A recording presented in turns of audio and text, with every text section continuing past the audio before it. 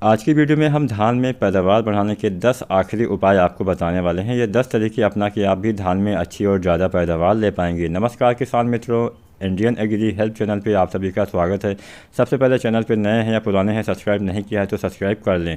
तो चलिए वीडियो को स्टार्ट करते हैं, जानते हैं वो 10 तरीके कौन कौन से हैं। सबसे पहले तरीके में आपको खेत में नमी बराबर बना के रखना होगा। इस बार सिंचाई अच्छे से इस बार बरसात अच्छे से नहीं हुई है, तो अगर आप सिंचाई अच्छे से नहीं करेंगे तो आपको अच्छा उत्पादन नहीं मिलेगा। तो समय समय पर हल्की हल्की सिंचाई करके भी आप नमी मेंटेन रख सकते हैं। नमी आपको बना के रखना चाहिए।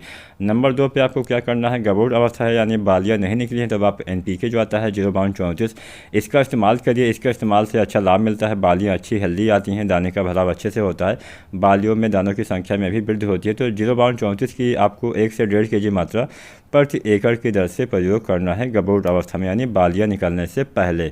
इसके बाद में नंबर 3 पे क्या करना है, नंबर 3 पे बोरोन खाद का इस्तेमाल करिए। जो बोरोन आता है 20% वाला, इसकी 100 से 150 ग्राम मात्रा यूज़ करिए।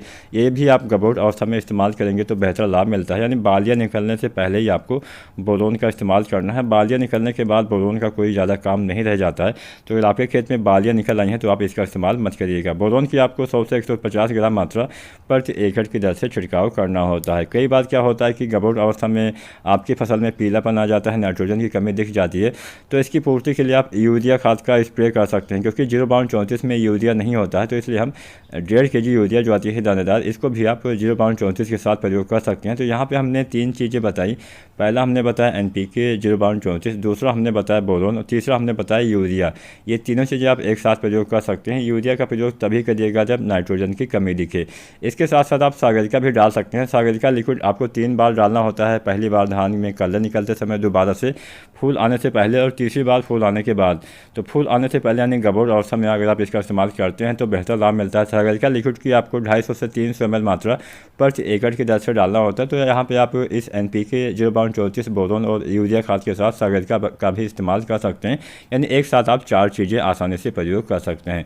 इसके बाद में क्या करना है, इसके बाद में आपको दाने के भराव के समय 0:50 का इस्तेमाल करना है, जिससे दाने का भराव सही ढंग से हो पाता है, अच्छे से दाने में वजन बढ़ता है, दाने में चमक आती है।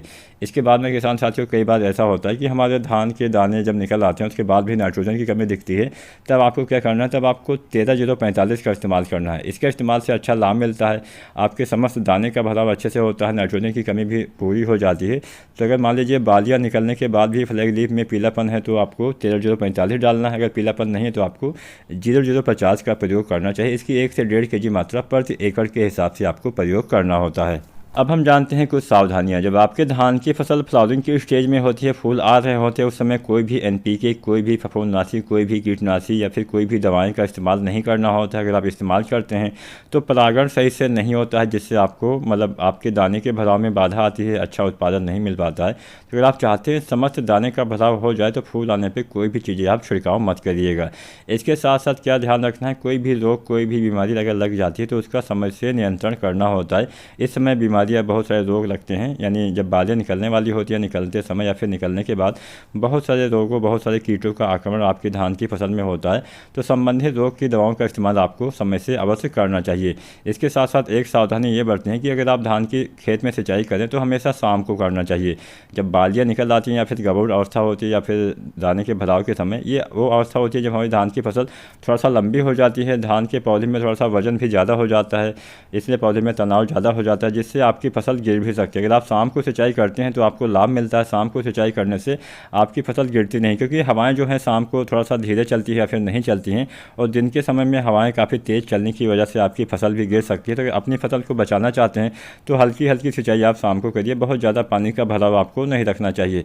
इसके साथ साथ समय से देखभाल करेंगे तभी आप अच्छे से जानकारी ले पाएंगे कि आपके खेत में नमी की कमी है या फिर कोई भी रोग, कोई भी बीमारी का प्रकोप हुआ। तो समय से अपने खेत की देखभाल करिए, समय से NPK खादों का इस्तेमाल करिए, समय से सारी चीज़ें करेंगे तभी आपको अच्छा और ज़्यादा उत्पादन मिल पाएगा। अगर अच्छी जानकारी आज की वीडियो पसंद आई हो, वीडियो को लाइक करें।